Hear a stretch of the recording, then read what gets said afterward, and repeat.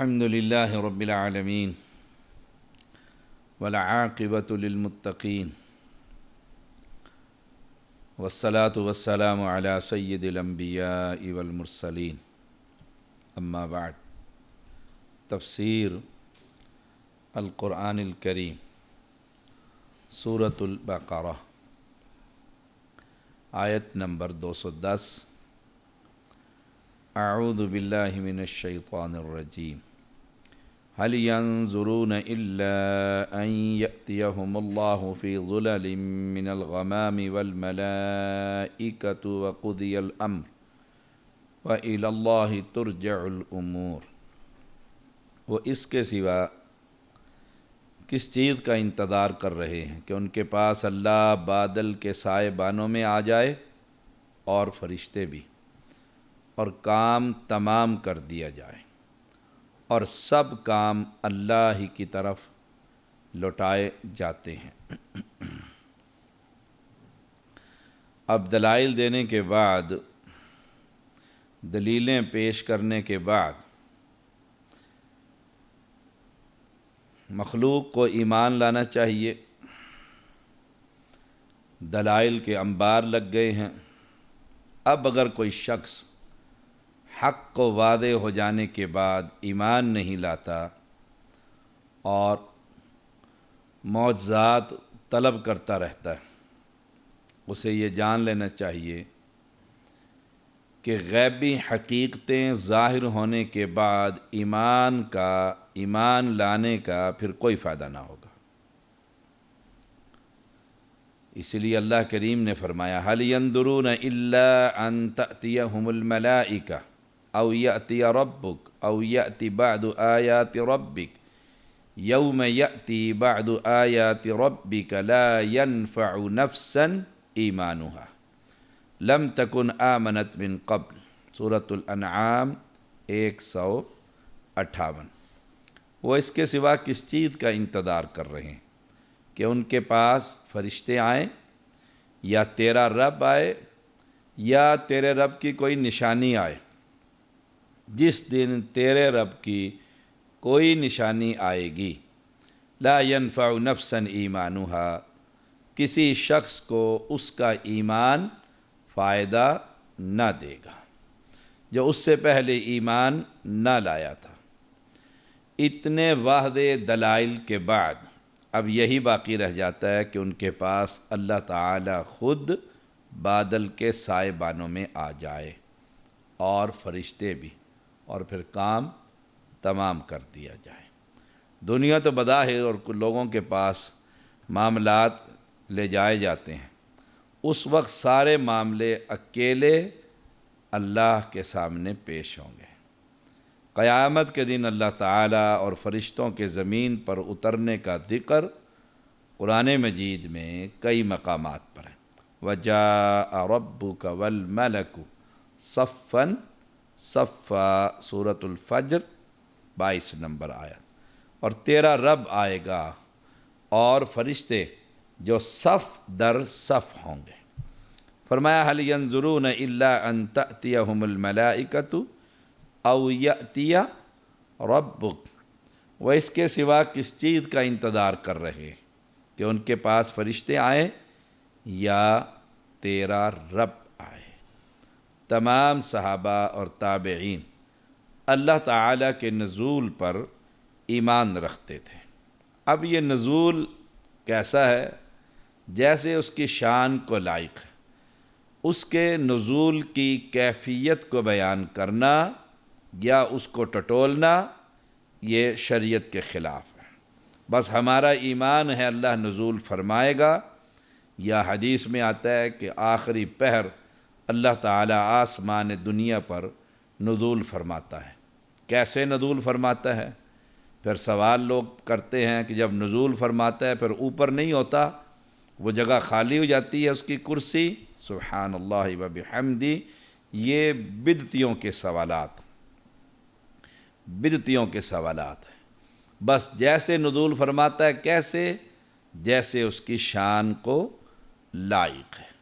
تمام صفات پر ہمیں بظاہر ان الفاظ پر ایمان رکھنا چاہیے۔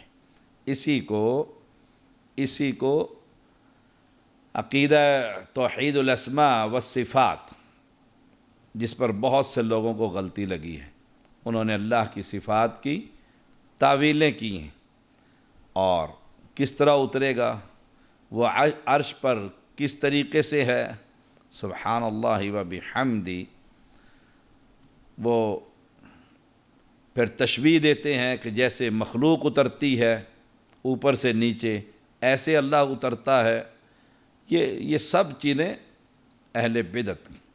امام مالک رحمہ اللہ سے اسی قسم کا سوال ہوا تو آپ نے اسے کہہ دیا کہ اللہ کی کیفیت مجہول ہے، اترنے کی کیفیت جو ہے وہ مجہول ہے، ہمیں نہیں پتہ کیسے اترتا ہے بس۔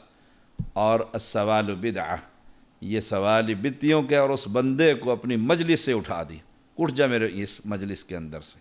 ایسا سوال بدعتی لوگ کرتے ہیں۔ تو نہ تشبیہ، نہ تعویل اور نہ تعطیل، بس عرش پر ہونے کو یا اس کے اترنے کو اپنی طرح یا کسی مخلوق کی طرح لوگ قرار دیتے ہیں، اور پھر اسی پر سوال کرتے ہیں۔ بس اللہ ہی جانتا ہے۔ بعد میں آنے والے لوگوں نے، جیسے سر سید نے غیر مسلموں سے متاثر ہو کر اللہ کی صفات کا ہی انکار کر دیا، اور کسی نے مخلوق کے ساتھ مشابہ کر دیا، اور کسی نے اپنے پاس سے اللہ کی صفات کی کیفیت متعین کر دی۔ یہ تمام صورتیں در حقیقت انکار ہی کی صورتیں ہیں۔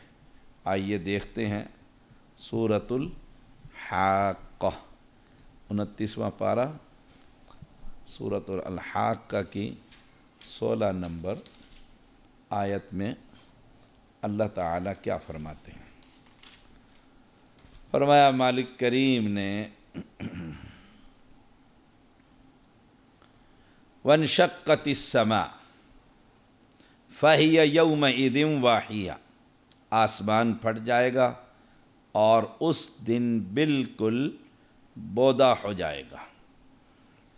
والملک علی ارجائها ویحمل عرش ربک فوقہم یومئذ ثمانیہ، اس کے کناروں پر فرشتے ہوں گے، اور تیرے پروردگار کا عرش اس دن 8 فرشتے اپنے اوپر اٹھائے ہوئے ہوں گے۔ یومئذ تعرضون لا تخفی منکم خافیہ، اس دن تم سب سامنے پیش کیے جاؤ گے، تمہارا کوئی بھید، کوئی راز پوشیدہ نہ رہے گا۔ اب اللہ تعالیٰ نے ان آیات میں دیکھیے کیا فرمایا، آسمان تو ٹکڑے ٹکڑے ہو جائیں گے، پھر آسمانی مخلوق فرشتے کہاں ہوں گے؟ فرمایا وہ آسمانوں کے کنارے پر ہوں گے۔ یا یہ بھی ہو سکتا ہے کہ فرشتے آسمان پھٹنے سے قبل اللہ کے حکم سے زمین پر آ جائیں گے، تو گویا فرشتے دنیا کے کنارے پر ہوں گے۔ یا یہ بھی مطلب ہو سکتا ہے کہ آسمان ٹوٹ پھوٹ کا شکار ہو کر مختلف ٹکڑوں میں ہوگا، تو ان ٹکڑوں پر جو زمین کے کناروں میں اور بجائے خود ثابت ہوں گے ان پر ہوں گے۔ پھر 8 فرشتے اللہ تعالیٰ کے مخصوص فرشتے ہیں جنہوں نے عرش الہی کو اپنے سروں پر اٹھایا ہوا۔ یہ بھی ممکن ہے اس عرش سے مراد وہ عرش ہو جو فیصلوں کے لیے زمین پر رکھا جائے گا، جس پر اللہ تعالی نزول فرمائے گا۔ سبحان اللہ، نزول فرمائے گا، یہ اپنی شان کے مطابق۔ یہ پیشی اس لیے نہیں ہوگی کہ جن کو اللہ نے جانتا ان کو جان لے، وہ تو سب کو جانتا ہے۔ یہ پیشی خود انسانوں پر حجت قائم کرنے کے لیے ہوگی، ورنہ اللہ سے تو کوئی چیز بھی پوشیدہ نہیں ہے۔ سورۃ فجر کے اندر بھی فرمایا وَجَاءَ رَبُّكَ وَالْمَلَكُ صَفًّا صَفًّا، سورۃ فجر میں دیکھیے اللہ کریم نے کیا فرمایا؟ وَجَاءَ رَبُّكَ وَالْمَلَكُ صَفًّا صَفًّا لا الہ الا اللہ۔ آیت نمبر 22۔ تیرا رب آ جائے گا، وَجَاءَ رَبُّكَ، اور فرشتے صفے باندھ کر آ جائیں گے۔ جب فرشتے قیامت والا دن آسمان سے نیچے اتریں گے تو ہر آسمان کے فرشتوں کی الگ صف ہوگی۔ اس طرح 7 صفیں ہوں گی جو زمین کو گھیر لیں گی۔ یہ فرشتوں کا آنا ہے اور رب کا آنا ہے۔ سل بنی اسرائیل کما آتیناہم من آیۃ بینہ ومن یبدل نعمت اللہ من بعد ما جاءتہ فإن اللہ شدید العقاب۔ بنی اسرائیل سے پوچھ، ہم نے انہیں کتنی واضح نشانیاں دی، اور جو شخص اللہ کی نعمت کو بدل دے اس کے بعد کہ اس کے پاس آ چکی ہو، تو یقیناً اللہ بہت سخت سزا والا ہے۔ اللہ تعالیٰ نے پہلی امتوں کے مطالبے پر یا مطالبے کے بغیر انبیاء کو بہت سے معجزے عطا فرمائے۔ جب وہ معجزے دیکھ کر بھی ایمان نہ لائے تو ان پر اللہ کا کوڑا برسا، عذاب آیا۔ قوم سمود، قوم فرعون، قوم لوط، بنی اسرائیل۔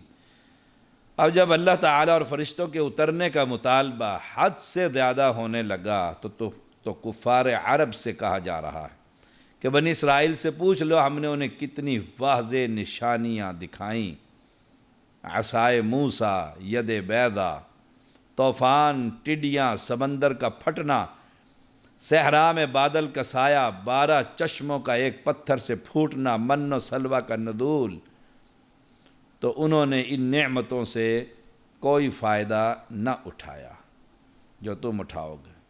پھر نعمتوں کی ناشکری کا نتیجہ اللہ کا عذاب۔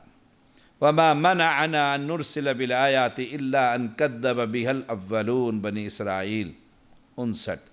اور ہمیں کس چیز نے نہیں روکا کہ ہم نشانیاں دے کر بھیجیں، مگر اس بات نے کہ پہلے لوگوں نے انہیں جھٹلایا۔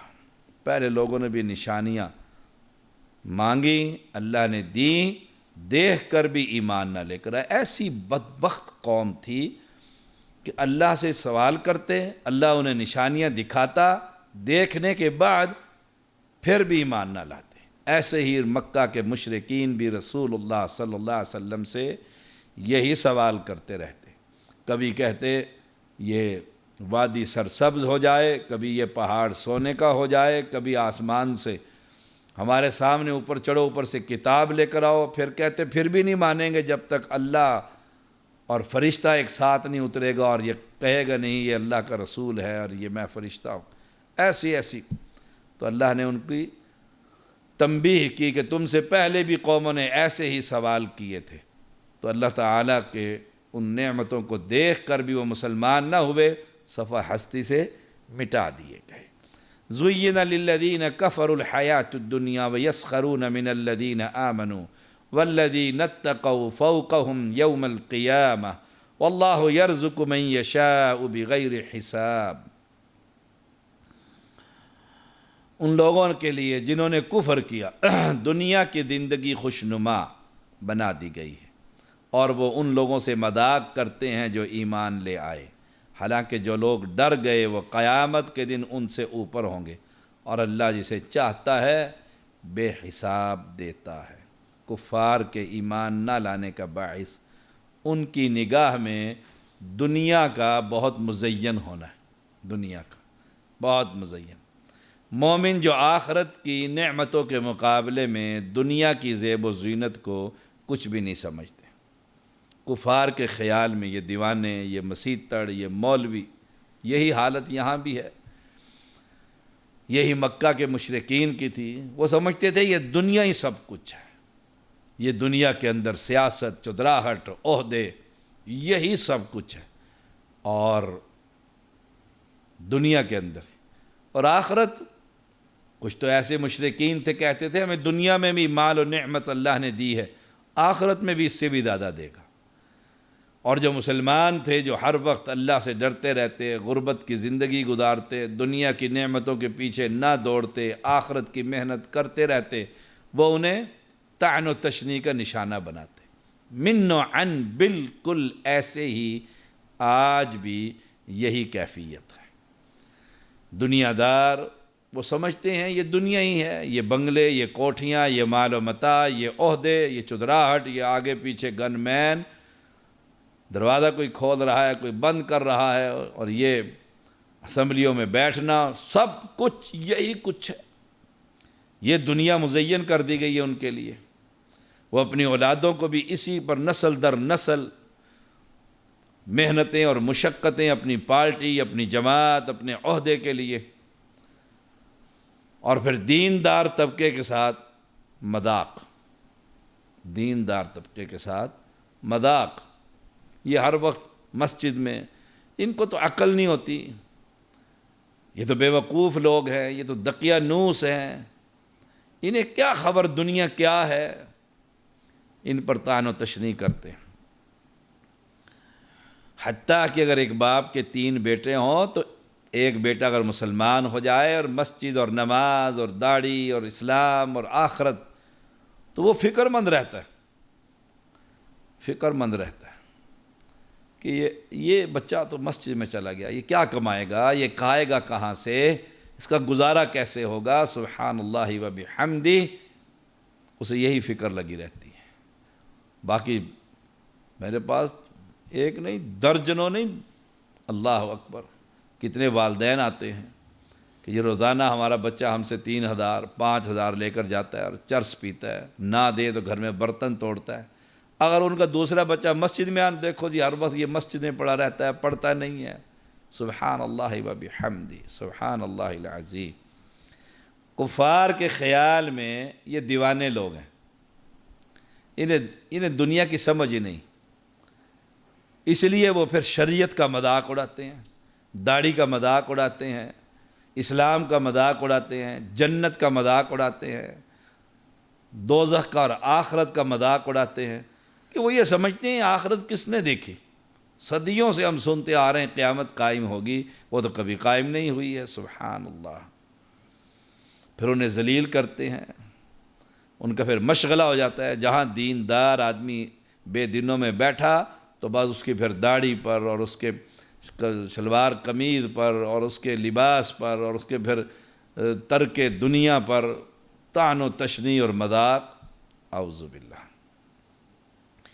جب یہ مر کر دونوں پارٹیاں اللہ کے پاس جائیں گی، یہ دنیا دار، رسول اللہ صلی اللہ علیہ وسلم نے فرمایا ایک غوطہ جہنم میں دیا جائے گا، اور پھر نکال کر اسے پوچھا جائے گا جناب دنیا میں کوئی نعمت دیکھی؟ ایک جہنم کے غوطے میں کھائے گا، میں نے نعمت قریب سے بھی نہیں گزری۔ اور اس غریب کو جس کا یہ مذاق اڑاتا تھا، اس کو جنت کی سیر کروا کر نکال کر پوچھا جائے گا دنیا میں کوئی تکلیف آئی؟ کہتا قریب سے بھی نہیں گزری، نعمتوں کے اندر جو ہوگا، سبحان اللہ۔ خیر من الدنیا وما فیہا، ایک بالشت کی جگہ، ایک کوڑے کی جگہ، دنیا اور دنیا کی تمام نعمتوں سے بہتر ہے جنت کے اندر ایک بالش کی جگہ۔ اور جنہیں محلات ملنے ہیں، اب وہ اس کو مذاق سمجھتے ہیں، دنیا دار، دنیا کے طلبگار، ان کے سامنے دنیا ہوتی ہے، پڑھو لکھو کماؤ کاروبار کرو ملک سنبھالو، اب وہ دن رات کوئی نماز روزہ، پتہ ہی نہیں، اسلام کی خبر ہی نہیں ہوتی بیچاروں کو، آخرت کا پتہ ہی نہیں ہے۔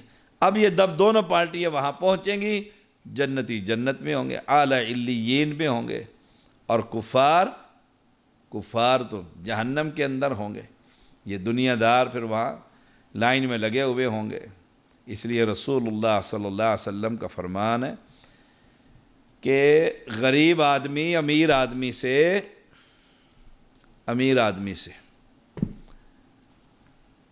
500 سال پہلے جنت میں چلا جائے گا، 500 سال پہلے۔ حساب کس چیز کا دے، حساب کس چیز کا دے، حساب تھا ہی نہیں بیچارے کے پاس کوئی شاید، اس نے حساب کیا دینا، سبحان اللہ۔ ہو گیا جنت میں، اور امیر آدمی فیکٹریوں کا حساب ہی دیتا ہو پھنسا ہوا ہوگا، وہاں تو پیشی لگی ہوگی ایک نعمت کے بارے میں، ثم لتسألن یومئذ عن النعیم، ایک ایک نعمت کے بارے میں پوچھا جائے گا۔ اور جو بیچارہ 4 کپڑے اس کے پاس تھے، اینٹ کا سرہانہ تھا، جہاں جگہ ملی وہیں سو گیا اور گزارا کر کے پہنچ گیا، لیکن اللہ سے اس کا تعلق عقیدہ، توحید، رسالت، نبی کی اتباع، تقوی، خوف، حرام سے بچنا، زنا سے بچنا، وہ تو ہو گیا جنت میں چھلانگ مار کر، 500 سال پہلے جنت میں داخل ہو جائے گا۔ جزاء من ربک عطاء حسابا، دیکھیے سورۃ نبا آیت نمبر 36، ان کو تیرے رب کی طرف سے نیک اعمال کا یہ بدلہ ملے گا جو کافی انعام ہوگا۔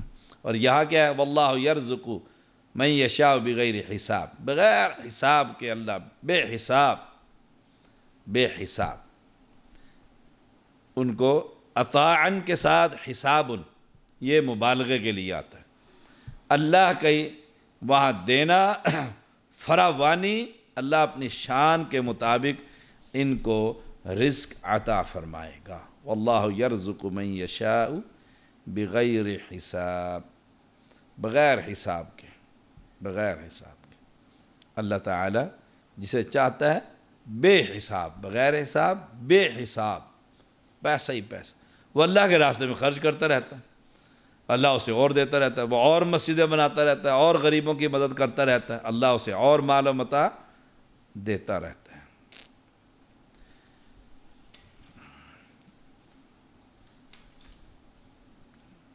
واللہ یرزق من یشاء بغیر حساب، اللہ تعالیٰ رزق دیتا ہے جسے چاہتا ہے، بے حساب دیتا ہے۔ وآخر دعوانا ان الحمد للہ رب العالمین۔